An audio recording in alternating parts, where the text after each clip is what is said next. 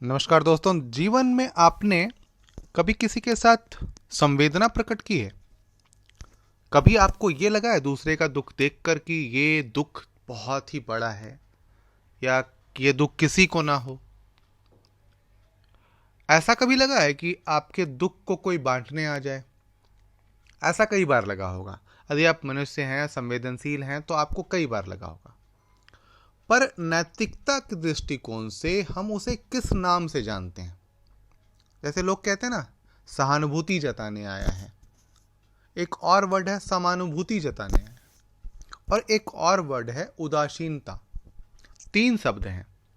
संवेदनाओं को जो हम परिभाषित करते हैं उसके तीन शब्द हैं: सहानुभूति, समानुभूति और उदासीनता। जो सबसे प्रचलित वर्ड है वो सहानुभूति है ना, जिसको अंग्रेजी में सिंपैथी कहते हैं, सहानुभूति। तो आज हम इसी की चर्चा करेंगे कि आखिर ये होते क्या हैं और किस प्रकार से हम इसे समझें। क्योंकि आपने देखा होगा कि हमारा एक पेपर जो है वो एथिक्स का है, और एथिक्स में विश्वास कीजिए, ये जो शब्द आज मैं आपको सिखाने जा रहा हूँ ये बहुत काम के हैं। तो इसे आप ध्यान से सुनेंगे और एकदम से समझेंगे। उसके पहले यदि आप चैनल पे नए आए हैं तो प्लीज़ लाइक, शेयर और सब्सक्राइब जरूर कर लें। ठीक है, तो अब हम शब्द पे आते हैं। सहानुभूति, जिसे हम अंग्रेजी में सिंपैथी के नाम से जानते हैं। अब ये है क्या?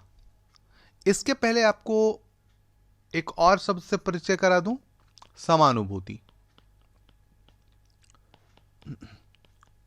इसको एम्पैथी के नाम से जानते हैं, एम्पैथी कहते हैं। तो देखने में तो लग रहा है कि दोनों ही एक अर्थ लिए हुए हैं, है ना। सहानुभूति और समानुभूति, क्या अंतर है? हा का और माँ का। पर दोस्तों यहीं पे हमें समझना है कि इनमें आसमान जमीन का अंतर है, या इनमें इतना गैप है कि ये कभी ये बन ही नहीं पाता। और ये आदर्श स्थिति है। आदर्श स्थिति कैसे है इसको आप समझिए। इसको आप समझिए कि मान लीजिए कि एक व्यक्ति एक व्यक्ति बीमार पड़ जाता है। क्या होता है? वो बीमार पड़ जाता है और उसे बहुत तेज बुखार आती है ना, फीवर बहुत तेज है, और वो दर्द से कराह रहा होता है, मतलब बुखार से कराह रहा होता है और सोया है ना। कोई दूसरा व्यक्ति, जानते हैं ना, सांत्वना देने आते हैं, मिलने आते हैं। वो मिलने आया, इस व्यक्ति से मिलने आया वो व्यक्ति, और उसने कहा कि मुझे भी बुखार हुआ था और मुझे भी ऐसा ही लग रहा था। ये क्या है? ये कहने को तो समानुभूति है कि मुझे भी ऐसा ही हुआ था और ऐसा ही लग रहा था। पर क्या आपको लगता है कि जिस प्रकार वो व्यक्ति सफ़र कर रहा होगा, या जिस प्रकार से वो उस व्यक्ति को फीवर होगा, सेम उसी प्रकार का उसको व्यक्ति को आया होगा? ऐसा नहीं हो सकता। एक और उदाहरण लेते हैं। मान लेते हैं कि ए और बी दो भाई हैं, ठीक है, और ए का पालन पोषण गांव में हुआ है, और बी जो है पढ़ने के लिए बाहर चला गया था। ठीक है, पढ़ने के लिए बाहर चला जाता है। कोई त्योहार में या किसी खास पर्व पर, किसी खास ओकेजन पर बी घर आता है, और इनके घर में बहुत बड़ा नहीं हुआ है अभी, ये 12-15 साल के हैं, 15 साल के हैं मान लीजिए, और ये क्या करते हैं, घर के बगल में एक जंगल है छोटा सा, वहां पे जाते हैं बेर तोड़ने के लिए, जानते हैं ना, तो बेर तोड़ने के लिए जाते हैं। अब इन दोनों के पैर में एक ही तरीके का कांटा चुभता है। कांटा दोनों के पैर में चुभा है। ध्यान रहे, किसको ज्यादा दर्द होगा, इसे या इसे? क्योंकि यह जो लड़का है या यह जो बच्चा है, यह गांव में रहा है, यह खाली पैर चलना जानता है, खाली पैर कहीं भी चला जाता है, कहीं खेतों में काम कर लेता है। पर यह जो बच्चा है, इसके पालन पोषण में अलग तरीका अपनाएगा। यह बाहर पढ़ने के लिए भेज दिया गया इसको, तो इसने जूते कभी नहीं उतारे, तो इसमें जो कांटा चुभा, दोनों को तो एक ही चुभा, एक ही जैसा चुभा, लेकिन इसका जो दर्द होगा वो इसके दर्द से बहुत ज्यादा होगा। अब यह व्यक्ति कहेगा कि हाँ मुझे पता है कि कांटा चुभने का दर्द कैसा होता है, पता है, इसको बहुत अच्छे से पता है क्योंकि उसे बहुत कांटा चुभा है।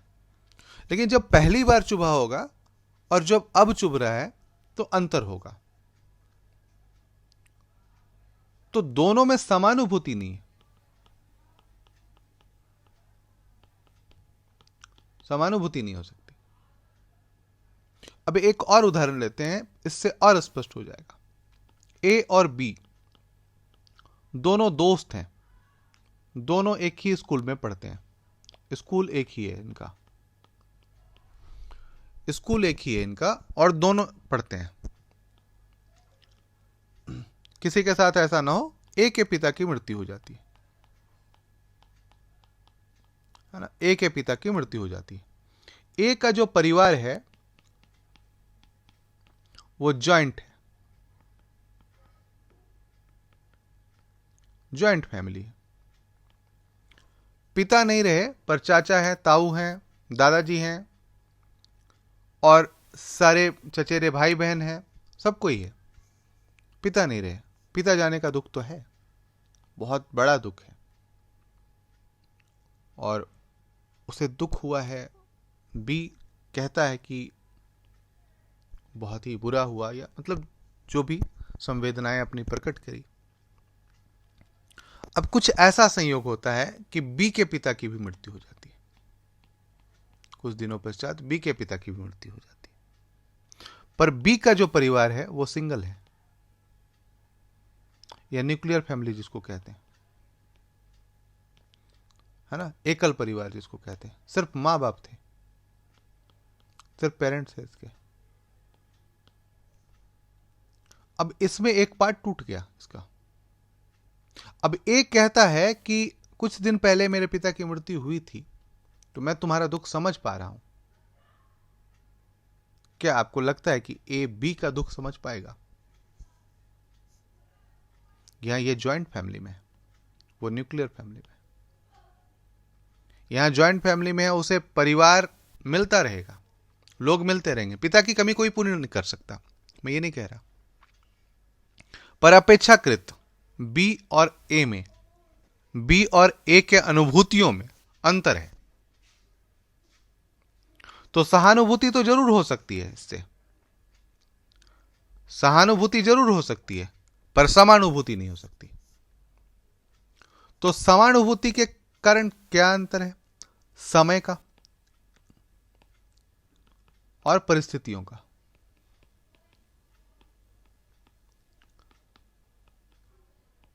ये दो अंतर हैं जो हमेशा मौजूद रहेंगे। मानसिक अवस्था का भी एक और ले लें हम, मानसिक अवस्था का भी। तो ये कई डिफरेंसेस हैं। तो सहानुभूति और समानुभूति। समानुभूति एक आदर्श स्थिति है, कोई भी दो व्यक्ति एक जैसे अनुभव कर ही नहीं सकता। सम अनुभूति कोई भी दो व्यक्ति एक जैसा नहीं कर सकता। तो समानुभूति जो है वो आदर्श व्यवस्था है, सहानुभूति उससे नीचे वाली अवस्था है।